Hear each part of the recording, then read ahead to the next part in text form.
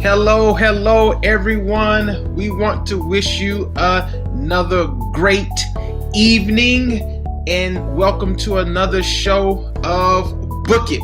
I am Java Madison and I am so excited to be with you here yet again. On last week, we had a blast. I hope you enjoyed it. I hope your life was blessed by the ministry of Jeremy Anderson, who we paid tribute to, Brian DeWitt Thomas. We realized that, life is more than the name that you wear. You have to be willing and able to leave a legacy. And that's what Brian did. And so we want to remind you that you can go and get the book. You can get the book right now. Right now, we have just a few more copies left that we would love to send your way. Be sure that you go to secsda.org/book it to get this free copy. We just have a handful left. But however, if you want to buy the book, and I strongly encourage you to do so, I want you to go to briantheplug.com, and we are going to get that shipped off to you right away. And so I hope that you enjoyed our time on last week with Jeremy Anderson. But on tonight, Southeastern, lift up your voice and give some Holy Ghost crazy noise for one of our very own, Dr. Maya Byfield. Look, she is the phenomenal STEMist. She is a woman of God. I am just so thrilled to know her, and I am so glad to have read her book. And without further ado, she is our guest tonight. Southeastern, this is our own, the phenomenal STEMist, Dr. Byfield. I want you to come on. Hello, how are you doing? How you doing, Java? I am so appreciative to be on your show. Shout out to Southeastern Conference. Shout out to Patmos Chapel, Seventh Adventist Church. It's so great to be here. Yes. Listen, I am honored. I am just thankful and grateful for the contribution that you have made and that you are making.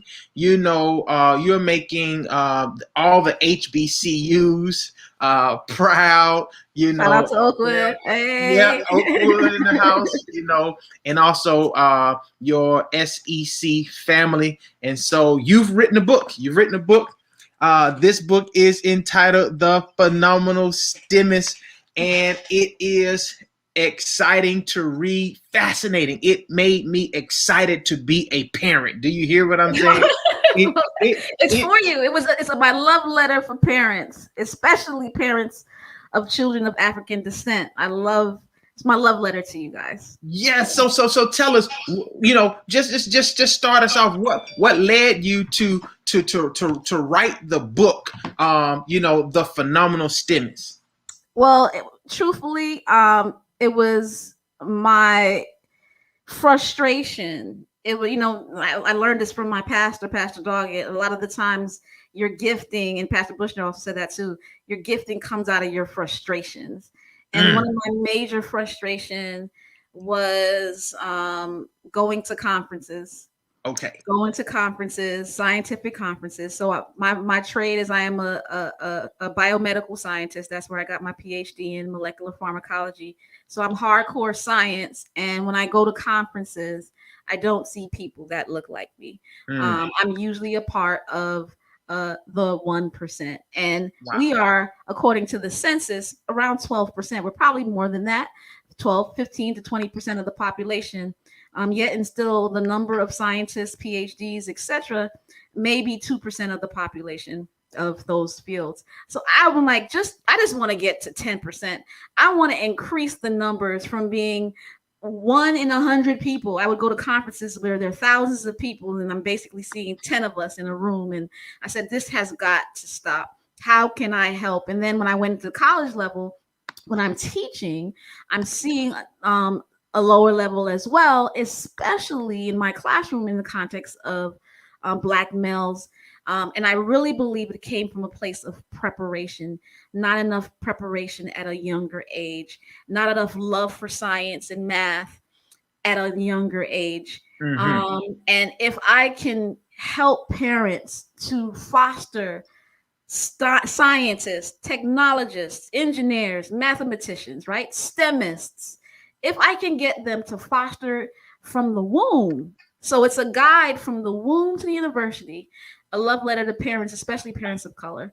That's where it came from, and it's just quick tips as to what you can do from your pregnancy, to really help these young kids. Wow, listen, I'm telling you, you want to get your free copy. Now, listen, I'm going to sponsor 10 free copies. And you know what? I just want to say, I want to ask forgiveness publicly to Dr. Barbara Davis. She's our educational director. And I was reading this book and I said, why am I reading this book and I don't have Dr. Davis on this show? Shout out to the Southeastern Conference Education Department. Listen, I know you guys are in connection with Dr. Byfield. Listen, this is just phenomenal. So I want you to go to secsda.org so you can get your free copy. Now listen, look, we want you to go there to get this copy. Sometimes you guys get a whole basket full of stuff and a lot of it is ran out, but this book is available right now, I know for sure. And you can go to secsda.org/book it. So let's just jump into it. This is what you said, right?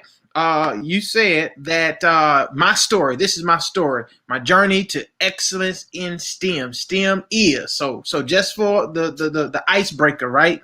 STEM is the acronym for science, technology, engineering, and mathematics. You said, open your mind.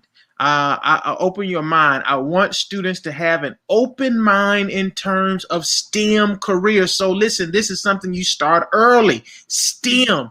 It's not just being an engineer, a scientist, or a mathematician. So flush that out, this broader horizon of what STEM means, particularly, in the African American context. Listen, science, technology, engineering, math, they're foundational careers, but they're also background courses. For instance, math is like I was talking to young students in public school system.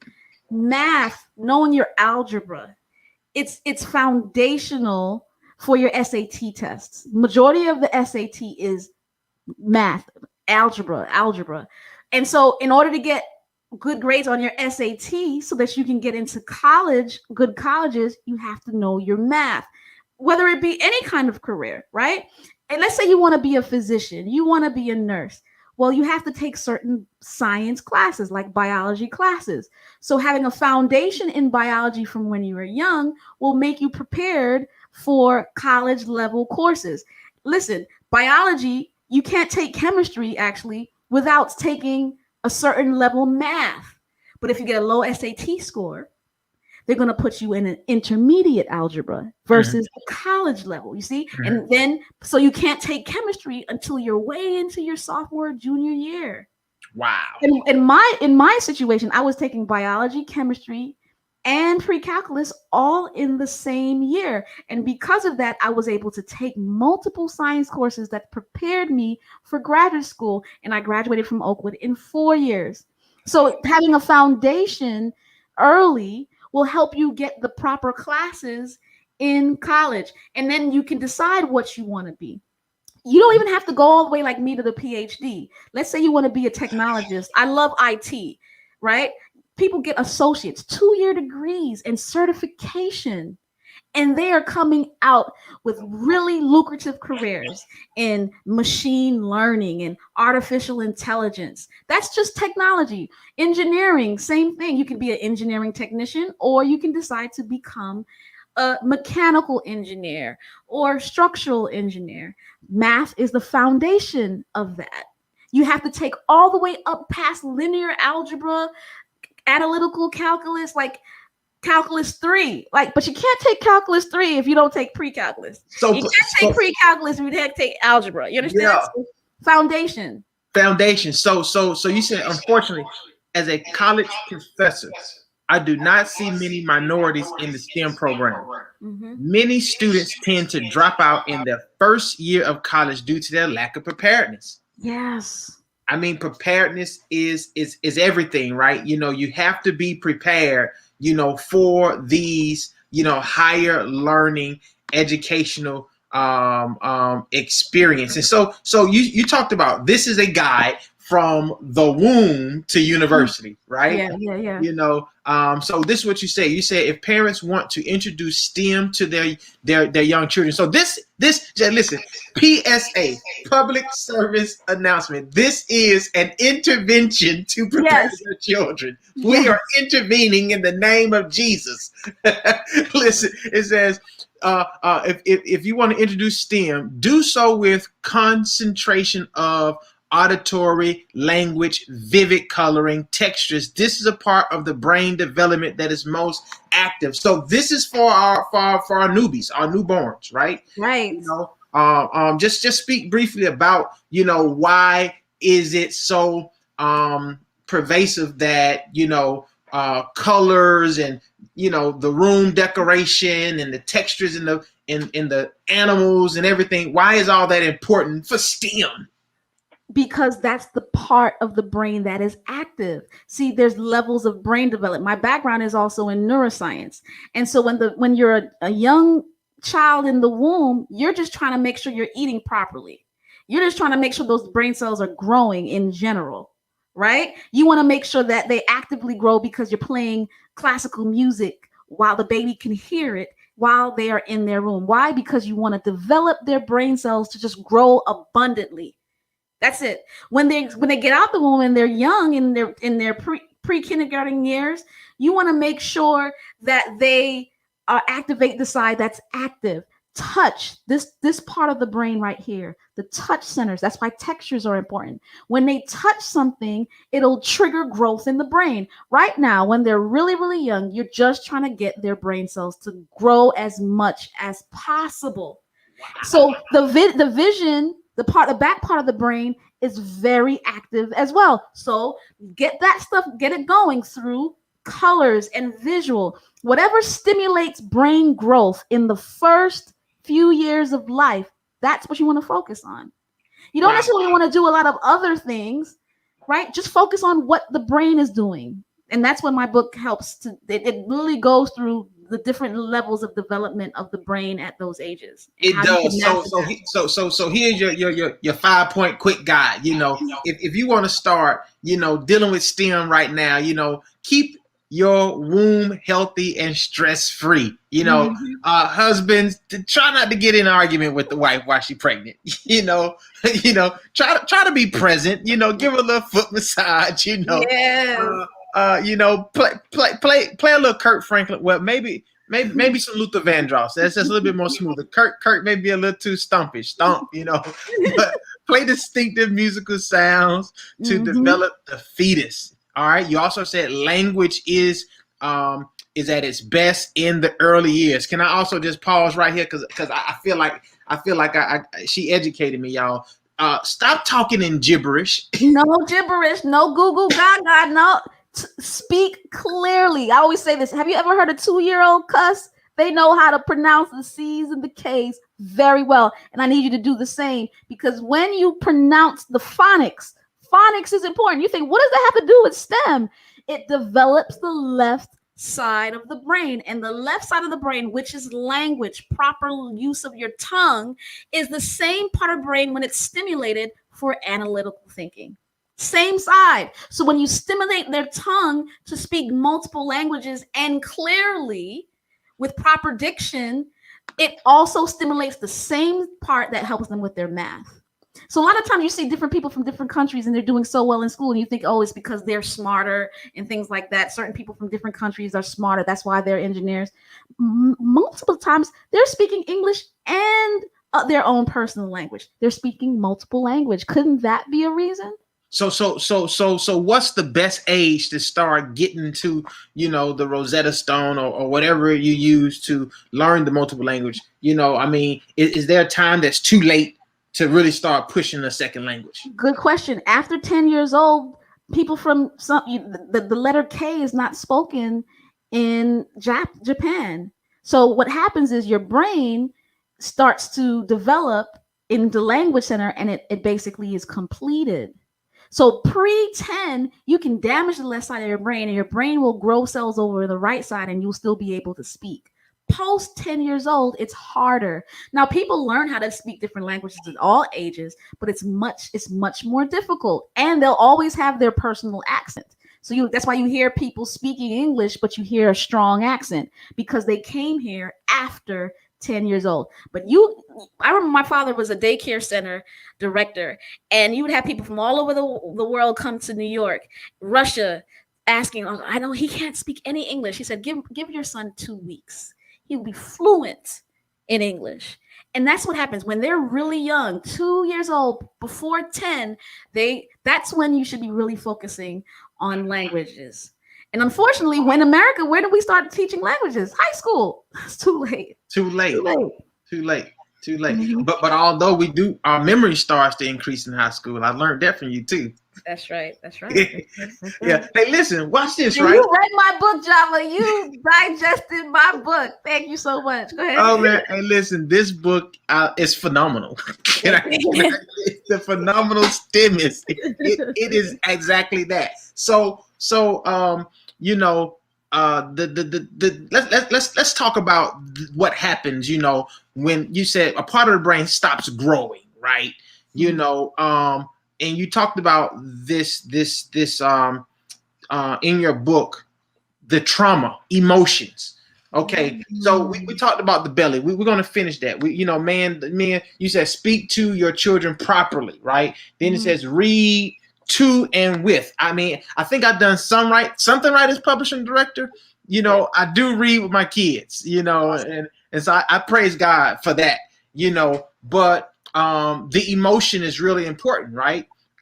So how do emotion and trauma, you know, interfere or aid with, you know, STEM, you know, particularly one thing I noticed in the area of test taking. Yes. Talk to us Fear. about that. So trauma is it's very important that we deal with our traumas, because I do a lot of seminars on how trauma can affect the brain, especially at young ages. Remember, I said at the early ages, it's imperative, it's very important that children just let their brain cells grow. You want the brain cells to grow. And I've shown pictures where a child who's 3 years old, who's been in a very traumatic environment, taken from the mother's arms, basically orphans, their brains are smaller than children who are raised in a normal by their mothers. Right? So just you're inhibiting the growth. And it's the number of brain cells that help in learning. But then also sometimes you trigger fear. Trauma triggers fear. And when you are afraid, I say it all the time, if a bear is chasing you in Apopka, shout out to Apopka, Florida, with the bears, right? The bears are chasing you in Apopka. You're not trying to solve calculus problems. You're trying to run and get out of the way. Your heart is racing. You know how many people have those same fears, heart racing, sweating when they're taking tests? So basically, they're just going to pick C, just C, and get up out of there because they're treating the test like a bear attacking them, right? They're not using their critical thinking skills. They are running away from learning. It makes sense now. It makes sense now why eating a good breakfast before school is so important. Yep. Healthy diet. I remember when I was at Oakwood, it was because I changed my diet. One of the main things that happened is I'm not right now, Lord help me, but I was a vegan at Oakwood College my sophomore year. And when I changed my diet and I put God first, I worshiped in the morning, my mind was clear. I was healthy and I had no stress. I was able to focus on my learning. And you said because of the focus that you put on your spirituality, that faith, and I wanted to really get this quote. I don't have it, but it's right here. That faith allowed you to have a calmness while Yes, taking your test. that's right. Peace. That's what you need when you're taking examinations. A lot, and many of us are spiritual people, and when we try to enter the scientific fields, unfortunately, we're told to not believe. But I will say that it's because of my faith that gave me a calmness that allowed me to believe I can do this, and I can pass. There was someone greater than myself. I am able to do this. I am at peace when I'm taking my exams. It was critical. Critical. Yes. So one thing that stuck out to me in this book, I know Father's Day is coming up pretty soon, and as a father, this really touched me. What you say, young boys seem to have very little fear. This is demonstrated by high levels of risk taking. They would jump off beds, bunk beds, swing from trees, have several broken bones to show for it. Let them go. I know Yes. it may be difficult for moms to do. Therefore, it is crucial that fathers be in their boys' lives to help manage this lack of fear. Whoa. I mean, that's a bombshell. Yeah, we're necessary. You guys are necessary. And unfortunately for so many boys, so many black men, their fathers are not present in their lives during these crucial times. And that's back to the brain development. There's something in our brain called the amygdala. And girls' amygdalas are bigger than boys naturally. Now, children's amygdala are smaller than everybody. That's why children in general are not as fearful, but boys especially are even less fearful. It's a part of their brain development. Moms, you need to understand that, and fathers need to be present to help manage it. They need to be present. So important. How is that fatherhood connected to STEM? Like you would think, like that you might like, well, yeah, I don't know math, I don't know engineering, but if you are present and can manage their brain development at that time, it can help build their bodies and their brains to be successful in STEM in the future. I'm giving you examples of things that are not necessarily directly involved with studying 1 + 1 = 2. There's more to it than that. This is what you said. I mean, you nailed it. You said the frontal lobe of the cerebrum, the decision-making center, is highly undeveloped. Parents should not place pressure on children at this age to make heavy decisions. Rather, it is the responsibility of the parent to make decisions for them. Then you said, conversely, these children need to rely on their parents to make decisions. Many fathers leave the home during these early years, and boys especially feel that they must become the man of the house without having the accompanying skills, including decision-making skills. So this pressure augments learning. Yes. Yes. Yes. They're not ready yet. They're not ready yet. Wow. They're not ready yet. I remember a Facebook video of the father. This is not to be bad on fathers at all, but in this case, it was the father getting frustrated with their son about a math, like 1 + 1. What's that? 2. He's like, two, like just, and all that does is rile up their emotion and their fear. Spanking them because they don't know their times tables, it's not as effective as you think. You're like, well, it worked for me. Well, how come there's only 1% of STEMists? That's I don't know. It doesn't always work. Okay, you have to be able to manage their emotions at the same time. You have to discipline them for sure. It's necessary. That's really necessary. Elementary. Yes. Yep. Very necessary. So watch this. You said, however, do not use pressure because their frontal lobe is not developed. Mm-hmm. and their emotion may get in the way of learning. Instead, parents give them information with peace, joy, and love. Look, Yeah. that algebra and geometry whipped me one day. And I did get a little upset because my daughter didn't know how to do it. And Right. now, Right. hint, I know I can't pressure my daughter to get her work done because she just crawls up in her shell and she won't come out. And I realize I've been miseducating her just by the pressure we put on her to do her homework. Mm-hmm. And so that's so important that the emotions be joy. Like so help us parents to I mean, we didn't go to school for this. I mean, how do we teach our kids with a joyful, peaceful, happy, And demeanor? it might be tough because you probably learned this poor behavior from your parents, like Yeah.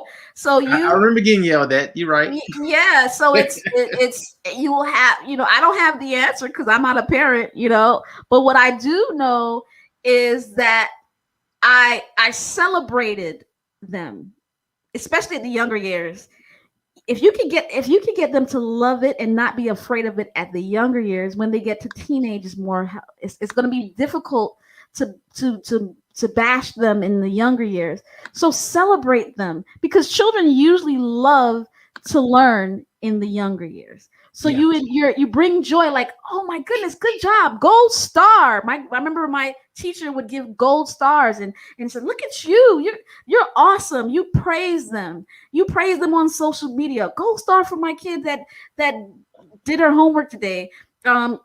That's how you encourage. You have to encourage them in their work. When they don't understand, you say that's okay. It's okay to make mistakes. It's Sure. when you make the mistake, you can correct it. So Mhm. let's try to correct it. Let's work on trying to correct it. What do you understand so far? Where do you make a mistake? Where do you stop understanding? I don't know. They say, I don't know. Oh, just try it. Yeah.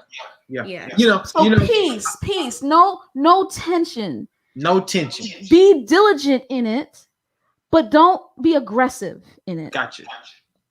So for everybody who don't know, we don't have much time left, but we've been with Dr. Maya Byfield. Am I saying the last name right, Maya? Yeah.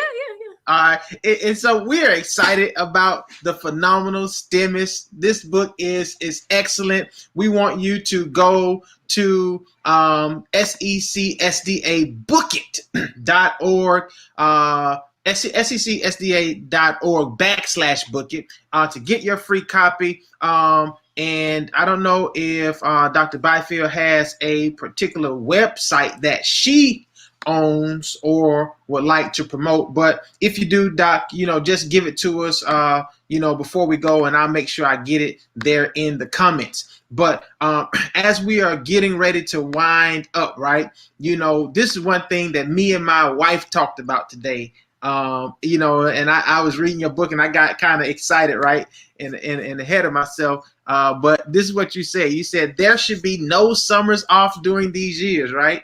You said take them outside, including trips to the science museum, space centers, lakes, mountains, forests, and other ecosystems to encourage learning. So this is one way during the summer that we as parents have to be intentional so that our children can become great scientists, right? And great in technology, right? And in math, right? It says other ecosystems encourage learning during the summer months of June through August. They can visit locations in the southern states. We're here in Florida, right? And there's a lot of parks, there are a lot of marshes, right, that they can begin to learn this stuff. I mean, You'd be surprised how many people I asked, have you ever been to the Everglades? They said no. I'm like, you live in Florida, how you never been? But they don't want to go. They've never been. Floridians have never been to the Everglades. That's not good. Well, for those who are going to be getting into sports activities during the summer, just remember to put God first. Make sure God is first. Books are second and sports are last. All right. So Hey. these are just some tips from Dr. Byfield that we want you to remember. Just remember in the middle in the that is going to be in the middle school age years. They still need guidance, and all activities must be prioritized. You said with practical learning taking precedence. So this is really important. You know, you have to be intentional with introducing your young people to STEM. Our time is about up, Doc, but do you have anything particular you would like to say, at this time, as we begin to wind down? I appreciate being on here. It was a great experience. I would love everybody to get this book. You can find me on www.phenomenalstemist.com. I'm also on YouTube where I have a lot of videos where actually several scientists, engineers, mathematicians, That's physicians, www. nurses, What, Doc? phenomenalstemist.com. I actually put it in the private chat. Okay. That's my website. But also YouTube, Dr. Maya Byfield, lots of interviews where physicians and scientists tell their story of how they became phenomenal STEMists. Okay. So it's great. You can find me in multiple social media platforms. Hey, listen, awesome. Before we go, I'm going to put this link up here so that you can go and follow Dr. Byfield. This is the phenomenalstemist.com. I mean, the book is excellent. I'm just so glad that you wrote it. We didn't have to get this from somebody else because, one of the things that jumped off at me, you told a really familiar story that a lot of Black children deal with, right? This is what you said. I was a hyperactive child, but instead of recommending the common ADHD medication at the time, she recognized my gifts and talents. This is so important, and facilitated these in positive channels of energy, including extra homework assignments from the New York Times newspaper. I mean, send us off on that. How important it is not to label our children. Come That on was now, a somebody. teacher. That was a teacher, Yeah. Mrs. Feldman, my second grade teacher, a white Jewish woman, saw that in me, and that's the importance because the majority of teachers in our public school systems, 80 to 90%, are white females, and it's so imperative that how they think of Black children, and what Black children are able to do. Can really transform them for either good or bad. So this is a love letter to everyone, because you don't want to label children. They get labeled a lot, especially children of color. But she gave me extra assignments. She saw my gift, and I really appreciate her. Well, listen, our time is up. But for those who are in high school, for those who are in college, make sure that you go to the website, get this book. It's going to give you some tips on how to financially prepare for a STEM career. I mean, it's some key tips, some financial gain. I'm not gonna give it to you. You gotta pay for it. That's a financial game. She dropping the game on how to have your career in STEM financially paid for. I mean, you got to get the book. I'm gonna hold that back. I ain't gonna drop that because you need to go and get it, and it's gonna bless your life. And I'm just so again thankful for you coming on. So as we leave, always remember number one. All right, you said to put God first, right? By paying yourself second and give to charity first. So if you wanna survive, right, in the world of STEM, and you get that degree, put God first, pay yourself second. Don't ever forget that. Pay yourself Right. second. Then you want to make sure that you budget. All right. And this is a little game. And debt freedom. It's important to get rid of any and all debt. Well, this is our time with Dr. Byfield. I'm so glad that she has stopped by with her book, and we just thank you so much for your contribution, and we look forward to what God is going to continue to do for you. As we close, I want to let you know that on next week we have another great author from the Southeastern Conference, James Doggett Jr., and he has a book entitled Standing Ovation. I can't wait. I pray that God bless you real good as you go into the new week and this weekend. I want you to book it. God bless you.